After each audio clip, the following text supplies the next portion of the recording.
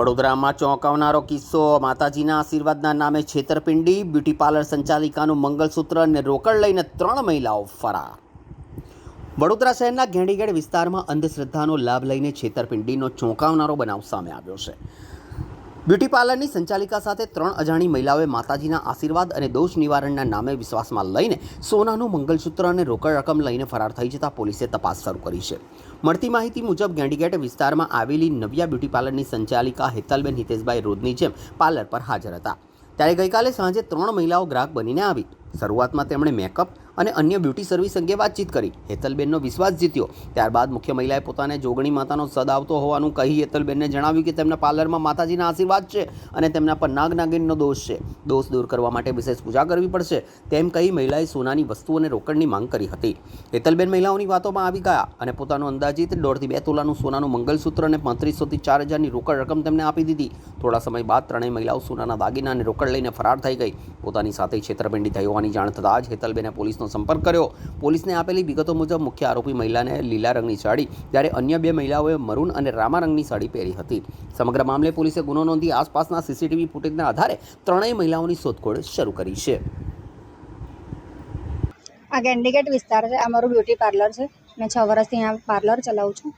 મેં પાર્લર આવી ત્યાર પછી તરત જ મારી પાછળ 3 બહેનો આવી અને એમને આજુબાજુ ઇન્ક્વાયરી કરી કે પાર્લરવાળા બેન ક્યાં છે। હું સામે હતી અને ત્યાંથી પછી હું આવી કે હા હું જ છું। હું અંદર ગઈ। મારા ગયા પછી 10 મિનિટ પછી પેલી બહેનો અંદર આવી સામે પાણી પીને અને પછી મને પહેલાં તો પાર્લરની જ વાતો કરી એમણે કે તમે મેકઅપ કરો છો। આ મારા 2 બેન છે ને એમને ત્યાં 25 વર્ષે બાબો આવ્યો છે એવું કે તો એમને ત્યાં અમારે યજ્ઞ કરાવવાનો છે તો યજ્ઞ માટે તૈયાર થવાનું છે। મેકઅપ કરશો? મેં કીધું હા કરીશ। કેટલા લેશો? બધે પ્રશ્ન કર્યો એમણે। અમે એને આન્સર આપ્યા તો કે સારું તો હમણાં હું છે ને 2 જણને લઈને આવીશ વેક્સ અને ફેશિયલ માટે અને એમને જ કે મેકઅપ પણ કરવાનો છે। મેં કીધું કંઈ વાંધો નહીં।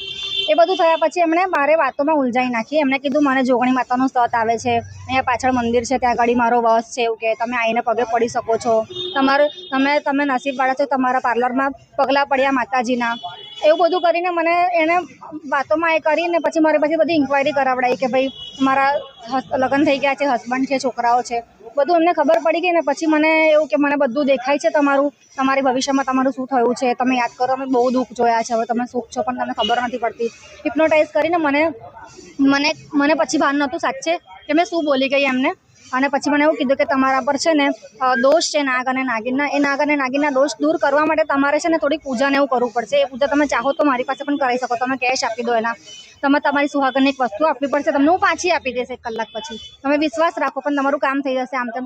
પણ મેં હિપ્નોટાઇઝ થયેલી એટલે તમે મારી જાતે મંગળસૂત્ર ઉતારીને આપ્યું, મારા પાકીટમાંથી કાઢીને કેશ પણ આપ્યા કે હું આ પગે પડાવીને માતાજીના મંદિર પાસે લઈને હું 100 રૂપિયા લઈશ, બીજા તમને પાછા આપી દઈશ કરીને મારું મંગળસૂત્ર અને મારી કેશ લઈ ગયા છે।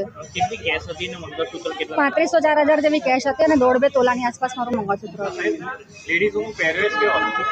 સાડી પહેરેલી હતી 3 સાડી પહેરી હતી પણ જે માતાજી આવે છે એ લોકોને મને એમનો ફેસ બરોબર યાદ છે। ગોલ થોડા બોડીમાં હતા અને ગ્રીન કલરની સાડી પહેરી હતી। એક બેને મરૂન કલરની સાડી પહેરી હતી અને એક ત્રીજા બેને છે ને કંઈ રામા કલરની સાડી પહેરી હતી। પોલીસ ફરિયાદ કરી છે। મેં FIR કરાવી આવી છું। મેં હેતલ હિતેશ ચૌહાણ।